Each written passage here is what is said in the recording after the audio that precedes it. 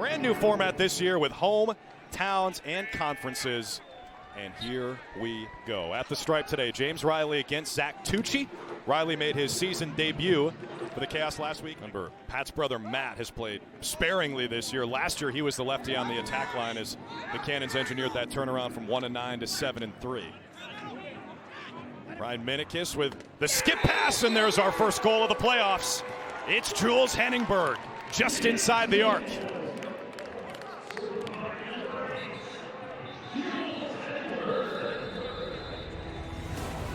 Encouraging start for Chaos. Henningberg with range, time, room, space. He steps into it. Chaos up early. Finished just outside the top 5 all time in the PLL in defensive efficiency. They led the league in scores against. They were last in offense, but first in defense. A similar recipe to how they won it all in 2021. There's Byrne, turns the corner and scores. The human highlight reel, Josh Byrne makes it 2-0 Carolina. And when they've made their deep playoff runs, this has been the recipe. Get an early lead, and then the other team gets frustrated. Oh my gosh, are we ever gonna get one by Reardon? So another strong move there by Byrne. You can see him drive hard upfield and then roll back. Little chicken wing with that off arm and then a twister to boot. That's a filthy goal. You could see the emotion from noticeable frustration from the Cannons offensive side. Offensive coordinator Jim Mitchell coming out of that timeout wants more movement from the offense. They feel like they're a little stagnant and work the ball on the backside because they feel like the Chaos defense hard to stop. Well, that'll work. Pat Kavanaugh, his first professional playoff goal. He is a prime-time clutch performer, and he's got the Cannons on the board. And frankly, I'm a little surprised the Chaos haven't tried to bump up another pole to him. They basically trusted their short stick, and he finally made him pay, but he's been ultra aggressive. Every time he's getting the ball, he's going right to the rack. Just a little move down the alley, low angle, and he stings. Stings this corner. This is beautiful placement. Kavanaugh on that alley dodge.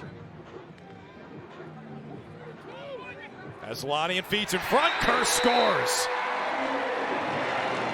Maybe Aslanian is an attackman. Put him at X. Connor Kirst is on the board.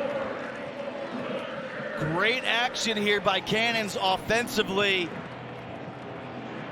And a beautiful off-ball cut by Kirst to afford himself the shot right at the doorstep.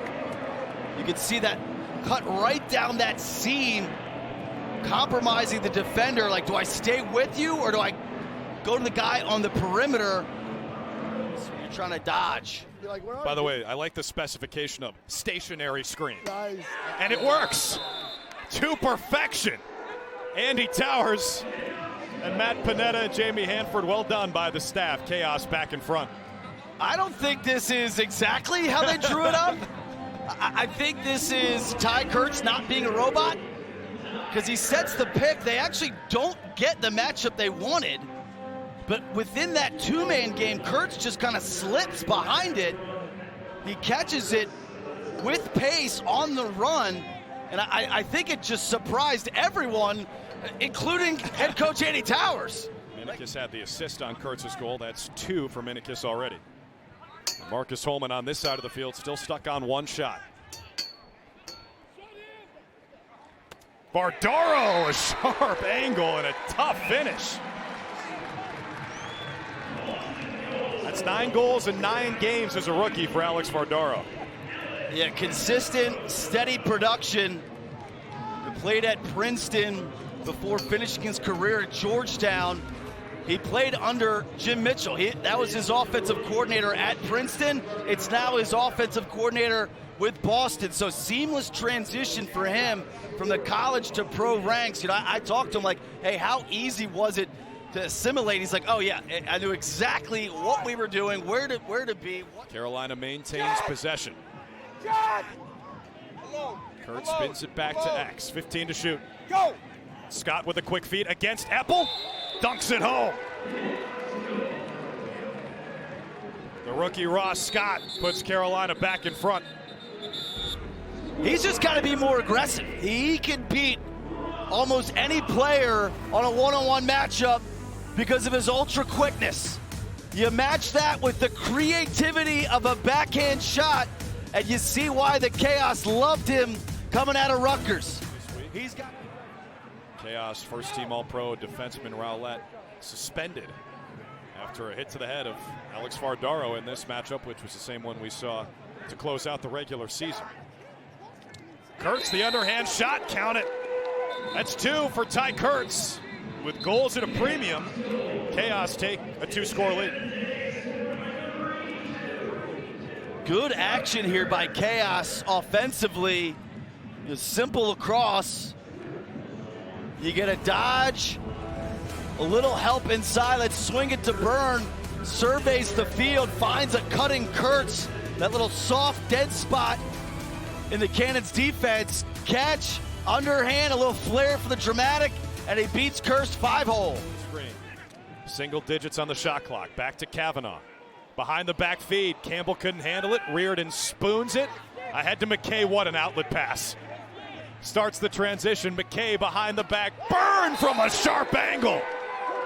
A thing of beauty. It started with Reardon. Ends with Byrne. 6-3 Carolina. Opportunistic in transition.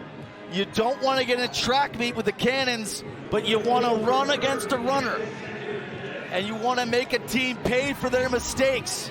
The behind the back pass doesn't come up. Reardon gobbles it up, and they are up and out.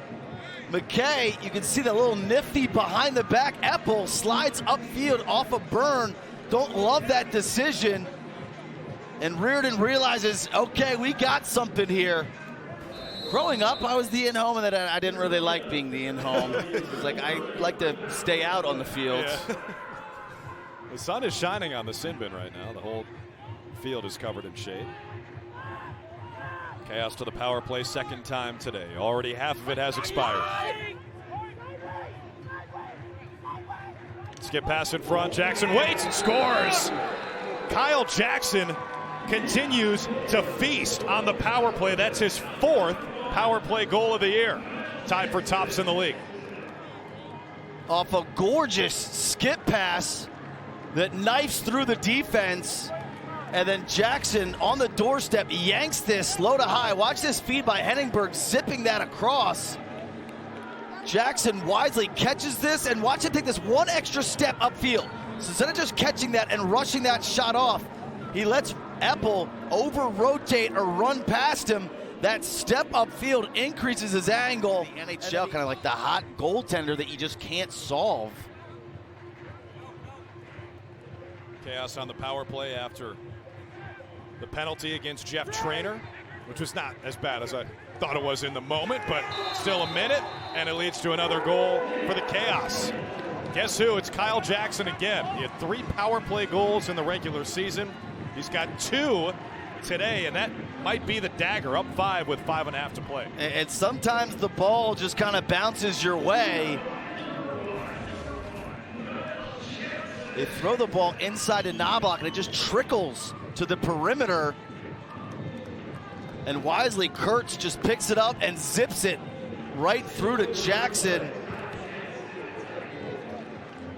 It's been this kind of day for Chaos. Neither player has put up anything. Credit Will Bowen, who's defending Nolting here, and right on cue, Asher Nolting gives the fans something to cheer for. Back to a 2-possession game. Back to a 2-possession game, and with the 2-point threats that they have, you can never really count them out. Here Nolting turns the corner and takes that extra step to the middle. You can see him put a little bit more oomph on this. Does a good job of stepping upfield, running through that hold by Bowen. And folks, when you're filling out your playoff bracket, just remember performances like this one. Chaos are moving on again.